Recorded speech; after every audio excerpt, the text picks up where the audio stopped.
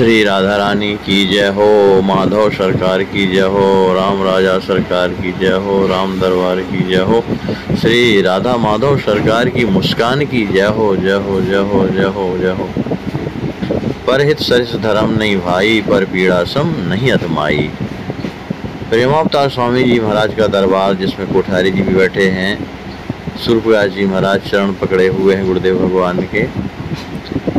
ये गुरुदेव भगवान का बहुत प्राचीन 1980 के फोटो हैं।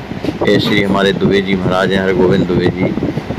श्री गुरुदेव भगवान की जय हो, जय हो, जय हो, जय हो, जय हो। श्री गुरुदेव भगवान की जय हो। उनकी बलिहारी है, बलिहारी है, बलिहारी है। श्री स्वामी रामचंद्र दास जी महाराज की जय हो। प्रेमावतार स्वामी श्री रामचंद्र दास जी महाराज की जय हो। श्री जानकी जी के बड़े भैया जी की जय हो। श्री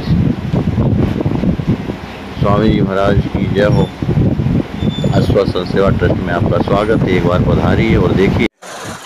हम आप लोग रोजाना श्री ब्रह्म चैतन्य जी महाराज के द्वारा श्री राम नाम की महिमा श्रवण कर रहे हैं। आज के प्रसंग में आया है कि थोड़ा पढ़ें लेकिन किंतु उसे आचरण में उतारें। पढ़ें थोड़ा लेकिन आचरण में उतारें। अनेक लोगों को ऐसी धुन होती है कि खूब जान लें, खूब ज्ञान अर्जित करें और उसके बिना उन्हें चैन नहीं आता।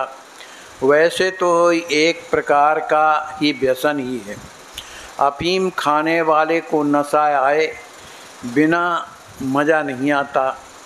थोड़ी अफीम पचने लगती है तो नशा नहीं आता, इसलिए वह अधिक अफीम नशा आने तक खाता है। ऐसा होते होते अधिकाधिक अफीम पचती जाती है और अंत में इतनी अफीम खाने की बारी आती है कि वह उसी में मर जाता है। यही बात अति ज्ञान अर्जन की धुन के बारे में है। थोड़ा पढ़कर उसका आशय समझ लेना और उसे आचरण में उतारना महत्व रखता है। अन्यथा जीवन भर ज्ञानार्जन में ही समय निकल जाता है और उसे आचरण में न उतारने के कारण पल्ले कुछ भी नहीं पड़ता। मनुष्य को पेट भर खाने के लिए 25-30 मिनट काफ़ी होते हैं, लेकिन खाया हुआ अन्न का पाचन होने के लिए 5-6 घंटे व्यतीत करने पड़ते हैं। आदमी यदि लगातार खाता ही रहे तो उसे बदहजमी हो जाएगी, उसका स्वास्थ्य बिगड़ जाएगा, वह बीमार होगा, उसी में वह मर जाएगा। इसलिए केवल पढ़ते ही ना रहें, थोड़ा ही पढ़ें लेकिन उसे आचरण में उतारें। केवल पढ़ने से या विषय ज्ञान जान लेने से प्रगति नहीं होती। प्रगति होती है तो जो पढ़ा है उसके अनुसार हमारा आचरण हो। अतः सिर्फ समझ लेने के बजाय उसे आचरण में उतारने पर जोर दें। अपने संकुचित मन को विशाल बनाएं। अभी हम स्वार्थी हैं, भविष्य में निस्वार्थ बने, यही सच्चे वेदांत का मर्म है। केवल विचारों से तत्वज्ञान निर्धारित नहीं होता, उसके लिए साधना करनी चाहिए। संसार को सुधारने के फेर में मत फंसो, स्वयं को सुधारो तो उतनी मात्रा में संसार सुधर ही जाएगा। लेकिन यदि हम ही नहीं सुधरे तो फिर संसार तो सुधरेगा ही नहीं। वस्तु केवल सुख का साधन है, किंतु हम ब्रह्मवश उसी को सुख में मानते हैं और इसका परिणाम यह होता है कि वस्तु की सहायता से सुख प्राप्त करने के बदले हम वस्तु को ही ज़्यादा प्राप्त करने के पीछे पड़ते हैं और अंत में दुखी होते हैं। कर्म को प्रारंभ करते समय फल प्राप्ति की ओर चित्त होने से कष्ट होता है, अर्थात कर्म की ओर ध्यान नहीं देना चाहिए, फल की ओर ध्यान होता है, इसलिए क्लेश होते हैं। कर्म समाप्त होने पर फल प्राप्ति नहीं होती तो दुख होता है, और यदि फल मिल भी गया तो उसमें नई आशा, नई योजना निर्माण होती है, फल प्राप्ति का आनंद नष्ट हो जाता है, इसलिए दुख होता है। इसका सार यही है कि प्रारंभ से अंत तक दुख पल्ले पड़ता है। इसलिए फल की आशा छोड़कर कर्म प्रारंभ करें। तब कर्म करते करते ही मन को समाधान होता है। इसलिए परमार्थ में नगद व्यवहार है, उधार का नहीं, ऐसा सभी संतों का कहना है। कैसी भी परिस्थिति हो, हम अपनी वृत्ति को स्थिर रखें। अमानित्व देह का धर्म है। दूसरों का श्रेष्ठ रखकर हम अपना श्रेष्ठ बहाएं।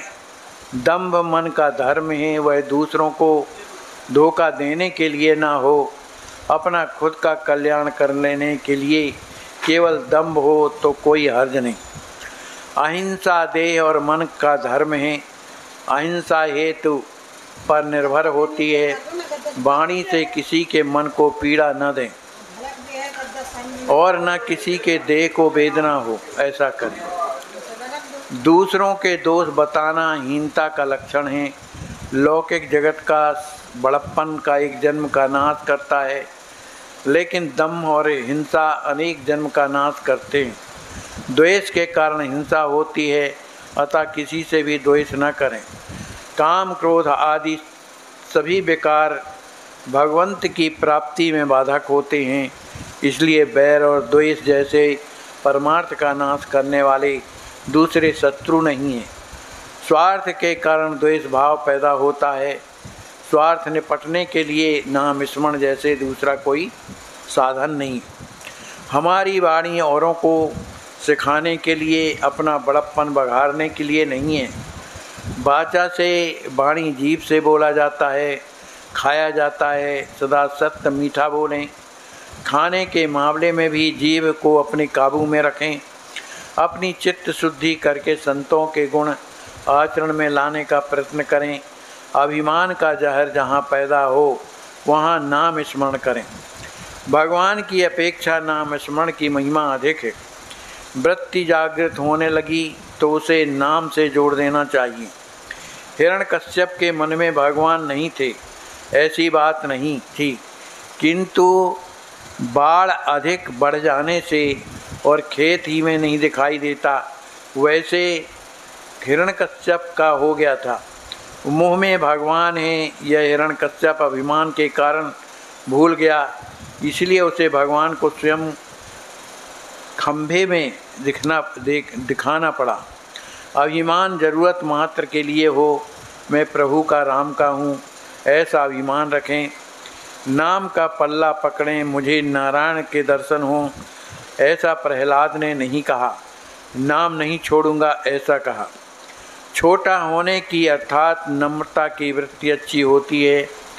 छोटा होने से गलती होती ही नहीं और सब लाभ ही लाभ होता है। भगवान के पास हम छोटे बच्चे की तरह शरण जाने के सिवा हम पहनाएंगे नहीं, इसलिए भगवान के पास नन्हे हो करके जाएं। नन्हे होना उम्र पर निर्भर नहीं होता, वृत्ति पर निर्भर होता है। किसी के बारे में बुरे विचार मन में ना लाएं, उससे हमारा ही मन गंदा होता है। मेरी गृहस्थी जैसे होने को हो वैसी हो, किंतु मुझे अपना विस्मरण मत होने दो, ऐसा हम परमेश्वर से अनन्य भाव से मांगें। मुझे विश्वास है कि वह हमारी सहायता के लिए अवश्य आएगा और हमारी सहायता करेगा। बोलिए श्री सीताराम नाम महाराज की जय।